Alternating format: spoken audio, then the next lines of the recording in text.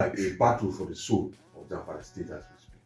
Tebe, good morning. Good morning, colleagues. Good morning, dear listener. Well, one man making the Nigerian military miscalculate and to get fire on civilian casualties, even though the military has said no civilian casualties.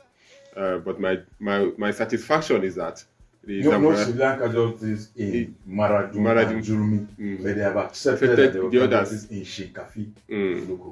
My satisfaction is that the state government have commended the military's effort to smoke out bandits, and that is a good step in the right direction. So the military has the support of the state government, unlike before. The state government will keep crying that the military is compromised in one way or the other.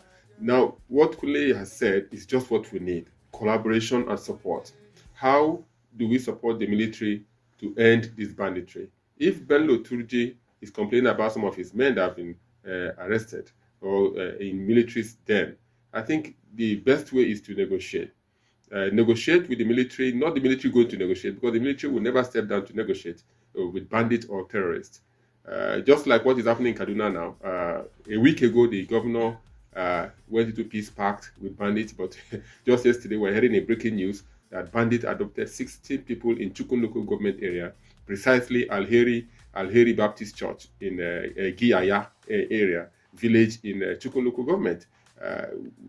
That is a sad development. Also, a week just after peace pact was signed, what happened along the way within that 1 week? What happened? Was there, like Labour will tell you, we had an agreement and there's a renege on the agreement. Is there a renege on agreement on pacts? How can you have agreement with so that is another. That's what we are talking about. That's what we're talking about.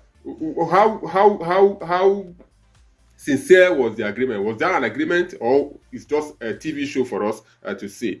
However the case, all we need is support for the military security agencies to ensure that Nigeria remains peaceful and Nigeria progresses. Because without peace, there's no how progress can come. That Zamfara you're talking about is endowed with enormous natural resources. And we cannot tap it, we cannot mine it, because there's an insurgency in the state. And if one Bello Turji is denying us development, I think other security agencies should support the military, like the Air Force is doing now, supporting the ground soldiers, the infantry. So I think there's no water in Zamfara. I think the Navy too can support from anywhere. We need that collaboration indeed. The report will have indicated that the civilian better. And those experiences, are they documented? That is the number one question you have to ask yourself. Because we keep saying here about data. Tell me, the data do you have accurate data of how many soldiers have been killed since 2011, since 2010 bombing? And do we have accurate data of the supplies of arms? Don't forget they have the Nigerian, it used to be Nigeria War College, later Nigerian Defense College. Mm-hmm. The Army has the Nigeria Army War College. Infantry College. Navy has, Air Force has. So I'm sure they do a lot of research themselves. So they should also have some of these figures. Why I raise this? Sorry, Kunle, because of the research we do in the universities that gather dust. I hope the research the NIPS do, the research the Defense College do, the research Naval College do, hope they are not gathering dust. I mean, she does raise a very vital a question now. Have we not learned in the last 15 years? Why don't you dust the researches you have done and say, okay, where did you make mistakes and where can we correct going forward? Yeah, but